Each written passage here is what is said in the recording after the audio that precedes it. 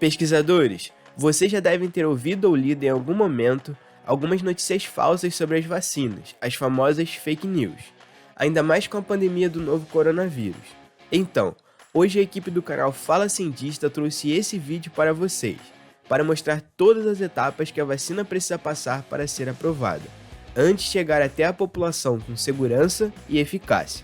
Se ficaram curiosos, continua aqui que vamos contar tudo logo depois da vinheta.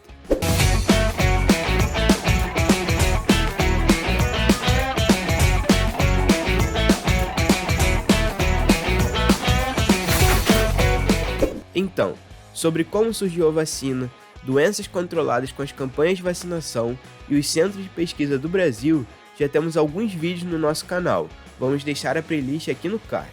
Resumidamente, as vacinas contêm partes enfraquecidas, inativadas ou uma matriz para que o corpo possa produzir o antígeno de um determinado organismo que desencadeie uma resposta imunológica do corpo. Ou seja, se a pessoa for exposta ao patógeno no futuro, o seu sistema imunológico será capaz de responder imediatamente. A vacina treina os nossos soldados, as células do sistema imunológico, para combater o patógeno e assim protege a pessoa contra a doença. É incrível, não acham? Porém, como é do conhecimento de todos, durante os últimos anos tem surgido uma série de associações equivocadas sobre as vacinas, que ganharam destaque na sociedade, fazendo com que o movimento anti-vacina gere consequências danosas à sociedade. Outro fato que influencia é que as novas gerações cresceram em meio a uma realidade de conquistas no campo da epidemiologia, com melhorias nas condições de vida. Com isso, essas pessoas não são capazes de ver os danos provocados por muitas dessas doenças infecto-contagiosas. Assim surge a despreocupação, a partir da ideia equivocada de que essas doenças são de fácil tratamento ou não voltarão a provocar contágio. O maior problema é que esse grupo não avalia a importância da vacina, pois quando alguém é vacinado, fica protegido contra a doença, colaborando para o bem-estar da sociedade. Além disso, pessoas com doenças que enfraquecem o sistema imunológico ou que têm alergias graves a alguns componentes da vacina não podem ser vacinadas com certas vacinas, mas essas pessoas podem ficar protegidas se viverem entre outras que estejam vacinadas. Esse fato é chamado de imunidade de grupo. Vacinem-se! Agora a parte essencial para entender o desenvolvimento das vacinas, os ensaios clínicos. Vocês já pararam para pensar em como funciona o processo de desenvolvimento das vacinas? Então, assim como acontece com os medicamentos, as vacinas precisam passar por testes rigorosos para garantir a sua segurança e eficácia, antes de serem aprovadas para fazer parte do programa de vacinação de um país. As vacinas em desenvolvimento passam inicialmente por estudos pré-clínicos, que são realizados em animais e, quando eles terminam, são necessários resultados suficientes para iniciar os ensaios clínicos. Os estudos clínicos de uma nova vacina são classificados em estudos de fase 1, 2, 3 e 4 e são realizados em seres humanos, voluntários. Os ensaios pré-clínicos são testes que avaliam o potencial efeito terapêutico de uma molécula candidata a ser um novo medicamento ou de um antígeno a ser utilizado em uma nova vacina. Esses testes avaliam ainda vários aspectos relacionados à segurança para uso em seres humanos, toxicidade, efeitos colaterais, potencial carcinogênico e etc. Com isso, é imprescindível que apresente bons resultados nos ensaios pré-clínicos, satisfatória atividade terapêutica e padrão aceitável de toxicidade para que siga sendo avaliado nas fases seguintes, que são os ensaios clínicos, realizados em seres humanos. Agora os ensaios clínicos. Os estudos de fase 1 é o primeiro estudo em seres humanos, geralmente em indivíduos saudáveis. É realizado em pequenos grupos de voluntários, de 20 a 100 pessoas. Essas pesquisas têm por objetivo principal avaliar a segurança da vacina, confirmar se ela gera uma resposta do sistema imunológico e determinar a dose certa. O estudo de fase 2 tem por objetivo obter mais dados de segurança e começar a avaliar a eficácia do novo medicamento ou vacina.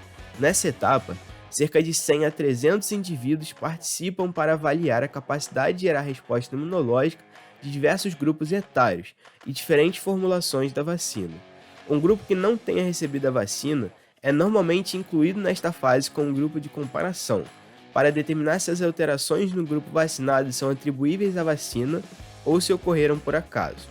Já o estudo de fase 3 é a última fase de estudo onde grandes estudos multicêntricos são realizados com milhares de voluntários, de 5 a 10 mil.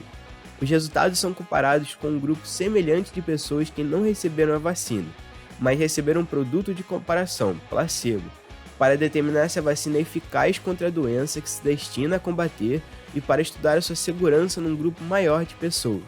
Na maioria das vezes, os ensaios da fase 3 são realizados em vários países e vários locais dentro dos países, para garantir que os dados do desempenho da vacina se aplicam a várias populações diferentes. Nos ensaios da fase 2 e da fase 3, os voluntários e cientistas que participam no estudo são impedidos de saber quais voluntários receberam a vacina do ensaio ou o produto de comparação. Essa dinâmica se chama ensaio duplo cego, que é necessário para não haver influências na avaliação sobre a segurança e eficácia nos resultados. Só depois de concluído o ensaio e finalizados todos os resultados, os voluntários e cientistas do ensaio são informados sobre quem recebeu a vacina e quem recebeu o comparador. A análise dos dados obtidos na fase 3 pode levar ao registro e aprovação para uso comercial do novo medicamento ou vacina, pelas autoridades sanitárias. Somente após a finalização do estudo poderá ser disponibilizada para a população. Então, após os resultados dos estudos de fase 3 serem publicados, é necessário dar mais um passo, incluindo a análise de eficácia e segurança, para aprovação das entidades reguladoras de saúde pública. Os responsáveis em cada país avaliam rigorosamente os dados dos ensaios e decidem se devem autorizar o uso da vacina. Para ser utilizada na população, uma vacina tem que comprovar que é segura e eficaz, numa vasta população para ser introduzida num programa nacional de vacinação. Na fase 4, a vacina já está disponível para a população. São estudos de vigilância pós-comercialização, que visam detectar eventos adversos não esperados, assim como os fatores de risco relacionados. Nas pesquisas de fase 4 são seguidas as mesmas normas éticas e científicas aplicadas às pesquisas das fases anteriores. É importante ressaltar que na fase 4, qualquer efeito adverso deve ser relatado à agência reguladora do país para manter uma monitoração depois de a vacina ser introduzida na população. Isso permite que os cientistas acompanhem o impacto da vacina e a sua segurança, mesmo quando é usada num grande número de pessoas durante um longo período de tempo. Esses dados são usados para ajustar as políticas sobre o uso das vacinas a fim de otimizar o seu impacto, permitindo também que a vacina seja acompanhada com segurança durante seu uso. Outra questão muito importante que trouxemos é que existe uma hierarquia de evidências científicas, que mostra que não devemos acreditar em qualquer coisa. Vamos deixar a imagem da pirâmide aqui para vocês observarem os métodos disponíveis. Alguns mais simples, que trazem poucas ou fracas evidências sobre a relação causa e efeito, e outros bem mais completos, o que chamamos de métodos bem desenhados ou delineados, que mostram com maior certeza essa relação. Além disso, não menos importante, também destacamos o que não é evidência científica. Outro ponto a se destacar é que em caso de emergências sanitárias mundiais, o procedimento de listagem para o uso de emergência da Organização Mundial da Saúde, OMS, EU, pode ser usado para aprovar o uso emergencial da vacina. A EU existe porque, numa situação de pandemia, os produtos que podem beneficiar as vidas das pessoas em todo o mundo podem ser impedidos de entrar no mercado com a suficiente rapidez. A EU é um processo rápido, mas rigoroso, que se destina a levar os produtos com impacto a todos os que dele necessitem, tão rapidamente quanto possível, numa base de tempo limitado e com base numa avaliação de risco versus benefício. Esse ponto fez com que as vacinas chegassem tão rápido para salvar vidas.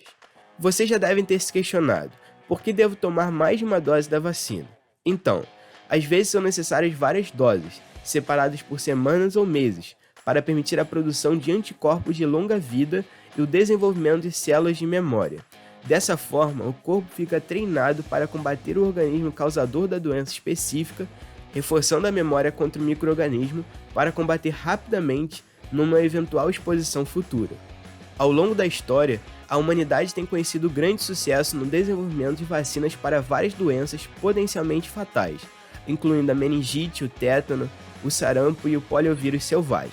Pesquisadores, vocês viram como é importante entender todo um processo antes de ter ideias equivocadas ou acreditar em qualquer informação. Precisamos sempre ter um pensamento crítico e não compartilhar antes de investigar se a informação é real. Então, para ajudar o YouTube a entregar esse conteúdo para mais pessoas, deixem um like e fiquem ligados nos nossos conteúdos do nosso Instagram.